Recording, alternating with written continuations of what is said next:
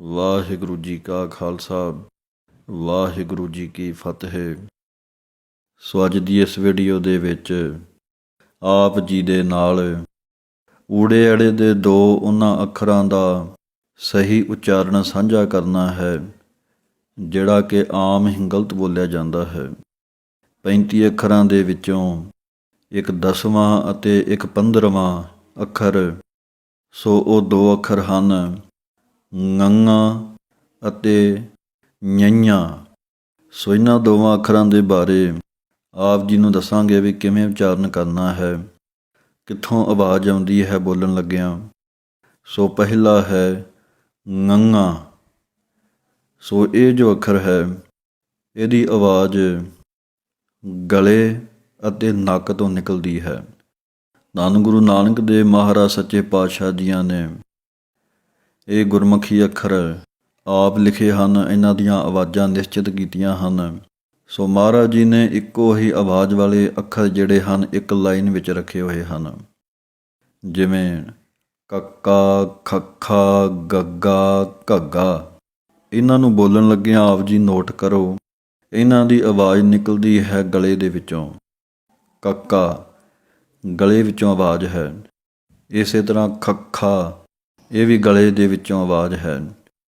ਇਸੇ ਤਰ੍ਹਾਂ ਬਾਕੀ ਦੇ ਅੱਖਰ ਗਲੇ ਵਿੱਚੋਂ ਨਿਕਲ ਰਹੇ ਹਨ ਕੱਕੇ ਵਾਲੀ ਲਾਈਨ ਵਾਲੇ।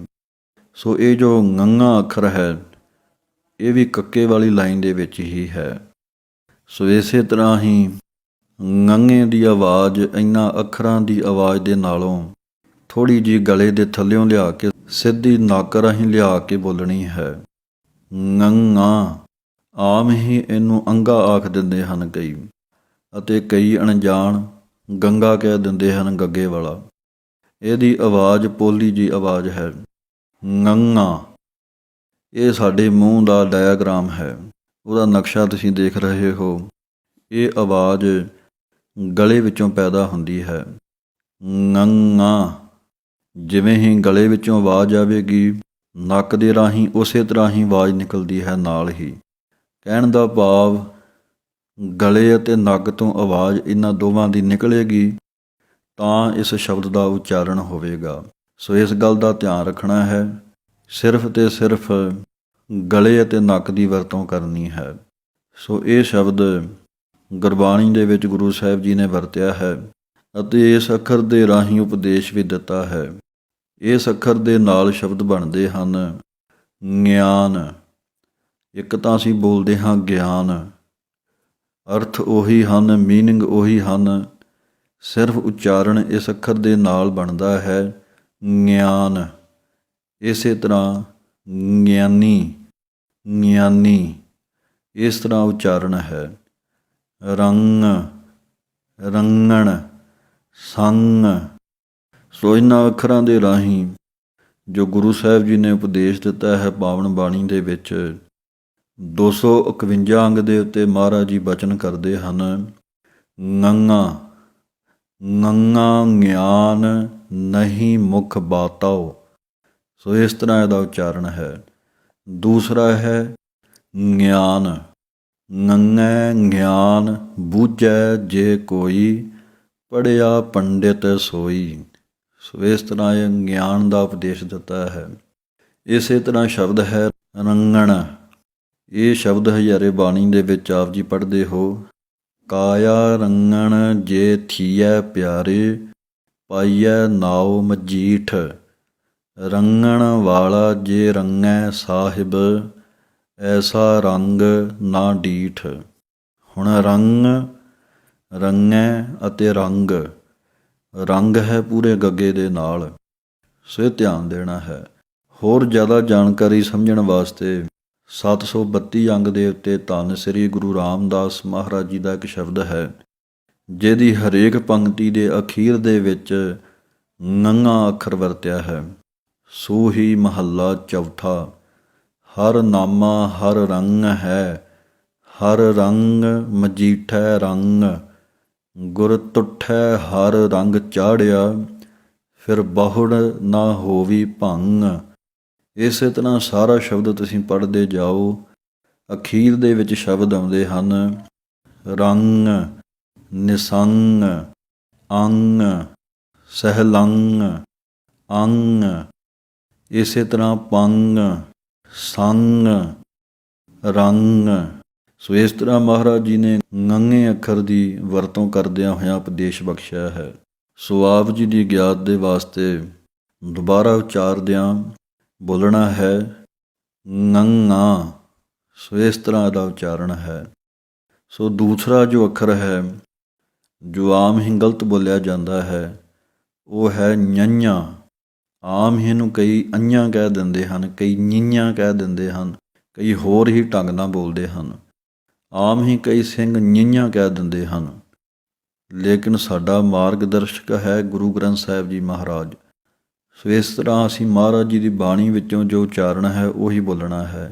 ඤ, ඤ ਟਿੱਪੀ, ඤ ਕੰਨਾ, ඤ। ਸੋ ਇਸ ਦੀ ਆਵਾਜ਼ ਕਿਵੇਂ ਕੱਢਣੀ ਹੈ? ਇਸ ਦੀ ਆਵਾਜ਼ ਕੱਢਣ ਵਾਸਤੇ ਆਪ ਜੀ ਨੇ ਦੋ ਗੱਲਾਂ ਦਾ ਧਿਆਨ ਰੱਖਣਾ ਹੈ। ਪਹਿਲੀ ਵੀ ਇਹ ਦੇਖਣਾ ਹੈ ਕਿ ਇਹ ਆਵਾਜ਼ ਕਿਹੜੀ ਲਾਈਨ ਦੇ ਵਿੱਚ ਕਿਹੜੇ ਅੱਖਰਾਂ ਦੇ ਪਿੱਛੇ ਆ ਰਹੀ ਹੈ। ਚੱਚੇ ਵਾਲੀ ਲਾਈਨ ਪੜ੍ਹੀਏ ਸਾਰੀ ਤਾਂ ਉਹਦੇ ਅਖੀਰ ਦੇ ਵਿੱਚ ਇਹ ਅੱਖਰ ਆਉਂਦਾ ਹੈ। ਜਿਵੇਂ ਅਸੀਂ ਚੱਚਾ ਬੋਲਣਾ ਹੈ, ਬੋਲ ਕੇ ਦੇਖੋ, ਚੱਚਾ, ਛੱਛਾ, ਜੱਜਾ, ਝੱਜਾ, ඤ। ਆਪ ਜੀ ਨੋਟ ਕਰੋ, ਚੱਚਾ ਬੋਲਦਿਆਂ ਹੀ ਸਾਡੀ ਜਿਹੜੀ ਜੀਭ ਹੈ ਉਹ ਤਾਲੂ ਦੇ ਨਾਲ ਲੱਗਦੀ ਹੈ, ਉੱਪਰਲੇ ਹਿੱਸੇ ਦੇ ਨਾਲ। ਸਾਹਮਣੇ ਤੁਸੀਂ ਦੇਖ ਰਹੇ ਹੋ, ਤਾਲੂ ਨੂੰ ਜੀਭ ਉੱਪਰ ਲੱਗੇਗੀ। ਅਤੇ ਦੂਸਰਾ ਇਹਦੀ ਆਵਾਜ਼ ਨੱਕ ਦੇ ਵਿੱਚ ਹੈ। ਤਾਲੂ ਅਤੇ ਨੱਕ ਤੋਂ ਆਵਾਜ਼ ਇਹ ਪੈਦਾ ਹੁੰਦੀ ਹੈ। ਜਿਵੇਂ ੰਗਾ ਅੱਖਰ ਗਲੇ ਅਤੇ ਨੱਕ ਦੇ ਵਿੱਚੋਂ ਪੈਦਾ ਹੁੰਦਾ ਹੈ, ਹੁਣ ਗਲੇ ਦੀ ਵਰਤੋਂ ਨਹੀਂ ਹੋਵੇਗੀ, ਜੀਭ ਤਾਲੂ ਨਾਲ ਲੱਗੇਗੀ ਅਤੇ ਨੱਕ ਦੇ ਰਾਹੀਂ ਆਵਾਜ਼ ਆਵੇਗੀ ਨਾਲ ਹੀ, ඤ। ਇਸ ਤਰ੍ਹਾਂ ਇਹਦੀ ਆਵਾਜ਼ ਹੈ। ਗੁਰਬਾਣੀ ਦੇ ਵਿੱਚ ਮਹਾਰਾਜ ਜੀ ਨੇ ਇਹਦੀ ਵਰਤੋਂ ਇਸੇ ਤਰ੍ਹਾਂ ਹੀ ਕੀਤੀ ਹੈ ਅਤੇ ਲਿਖਿਆ ਵੀ ਇਸੇ ਤਰ੍ਹਾਂ ਹੀ ਹੈ। ਕਈ ਸਿਹਾਰੀ ਲਾ ਕੇ ඤੀਆਂ ਕਹਿ ਦਿੰਦੇ ਹਨ। ਜੋ ਸਿਆਣੇ ਉਸਤਾਦ ਹਨ ਉਹ ਵਿਦਿਆਰਥੀਆਂ ਨੂੰ, ਬੱਚਿਆਂ ਨੂੰ ਨੰਨੇ ਸਿਹਾਰੀ ਐੜਾ ਨੰਨਾ ਮੁਕਤਾ, ਨੰਨੇ ਸਿਹਾਰੀ ਐੜੇ ਕੰਨਾਂ ਉੱਤੇ ਬਿੰਦੀ, ਇਹਨਾਂ ਨੂੰ ਬੁਲਾਉਣ ਦੀ ਜਾਚ ਦੱਸਦੇ ਹਨ। ਨਿਅਨ ਨਿਆ, ਨਿਅਨ ਨਿਆ। ਇਸ ਤਰ੍ਹਾਂ ਬੋਲਦਿਆਂ ਬੋਲਦਿਆਂ ਆਵਾਜ਼ ਫਿਰ ඤ ਉੱਤੇ ਪਹੁੰਚ ਜਾਂਦੀ ਹੈ। ਜਾਂ ਇੱਕ ਹੋਰ ਦੂਸਰੇ ਤਰੀਕੇ ਨਾਲ ਦੱਸਿਆ ਜਾਂਦਾ ਹੈ, ਯਈਏ ਟਿੱਪੀ ਨੰਨੇ ਸਿਹਾਰੀ ਐੜੇ ਕੰਨਾਂ ਉੱਤੇ ਬਿੰਦੀ, ਯੰਨਿਆ, ਯੰਨਿਆ, ਯੰਨਿਆ। ਇਸ ਤਰ੍ਹਾਂ ਬੋਲਦਿਆਂ ਬੋਲਦਿਆਂ ਅਸੀਂ ਪਹੁੰਚਣਾ ਹੈ ਆਵਾਜ਼ ඤ। ਇਸ ਆਵਾਜ਼ ਨੂੰ ਕੱਢਣਾ ਹੈ। ਸੋ ਇਹਦੀ ਵਰਤੋਂ ਮਹਾਰਾਜ ਜੀ ਨੇ ਗੁਰਬਾਣੀ ਵਿੱਚ ਕਰਦਿਆਂ ਹੋਇਆਂ ਉਪਦੇਸ਼ ਬਖਸ਼ਿਸ਼ ਕੀਤਾ ਹੈ। ਜਿਵੇਂ ਸ਼ਬਦ ਆਉਂਦੇ ਹਨ ඤ। ਸੋ ਪਹਿਲਾਂ ਤਾਂ ਇਸ ਅੱਖਰ ਰਾਹੀਂ ਉਪਦੇਸ਼ ਦਿੱਤਾ ਹੈ, ඤ ਜਾਣਹੁ ਦ੍ਰਿੜ ਸਹੀ, ਬਿਨਸ ਜਾਤ ਏਹ ਹੇਤ। ਸੋ ਇਸ ਤਰ੍ਹਾਂ ਹੈ।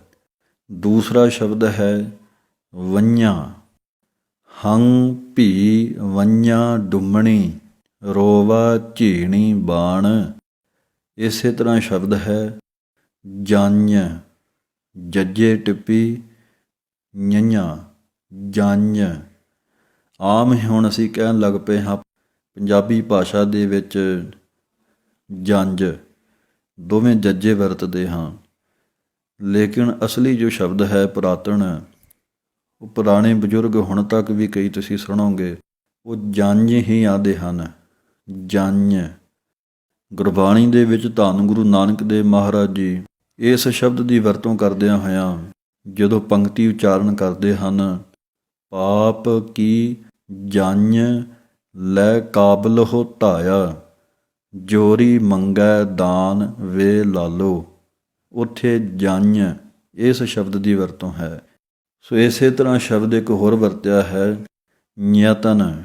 ਗੁਰਬਾਣੀ ਵਿੱਚ 255 ਅੰਗ 'ਤੇ ਮਹਾਰਾਜ ਜੀ ਨੇ ਬਖਸ਼ਿਸ਼ ਕੀਤੀ ਹੈ, ਨਿਯਤਨ ਕਰਹੁ ਤੁਮ ਅਨਕ ਬਿਦ, ਰਹਿਨ ਨਾ ਪਾਵਹੁ ਮੀਤ। ਸੋ ਇਸ ਤਰ੍ਹਾਂ ਇਹ ਸ਼ਬਦਾਂ ਦਾ ਉਚਾਰਨ ਹੈ। ਇੱਕ ਹੋਰ ਸ਼ਬਦ ਜਿਵੇਂ ਲੈ ਲਈਏ ਸੁਈਆਂ, ਬਹੁ ਜੋਨੀ ਭਉਦਾ ਫਿਰੈ, ਜਿਉ ਸੁਈਐ ਘਰ ਕਾਉ। ਸੋ ਇਸ ਤਰ੍ਹਾਂ ਆਪ ਜੀ ਨੇ ਇਹਨਾਂ ਦੋਵਾਂ ਅੱਖਰਾਂ ਦਾ ਉਚਾਰਨ ਸਮਝਿਆ ਹੈ। ਉਦਾਹਰਨ ਦੇ ਤੌਰ 'ਤੇ ਦੁਬਾਰਾ ਆਪ ਜੀ ਨੂੰ ਮੈਂ ਦੁਹਰਾ ਦਿਆਂ। ਪਹਿਲਾ ਅੱਖਰ ਹੈ ঙ, ਦੂਸਰਾ ਹੈ ඤ। ਸੋ ਇਸ ਤਰ੍ਹਾਂ ਕਿਸੇ ਨੇ ඤ ਨਹੀਂ ਕਹਿਣਾ, ਜੋ ਗੁਰਬਾਣੀ ਵਿੱਚ ਹੈ ਉਹੀ ਆਪਾਂ ਉਚਾਰਨ ਕਰਨਾ ਹੈ। ਵਾਹਿਗੁਰੂ ਜੀ ਕਾ ਖਾਲਸਾ, ਵਾਹਿਗੁਰੂ ਜੀ ਕੀ ਫਤਿਹ।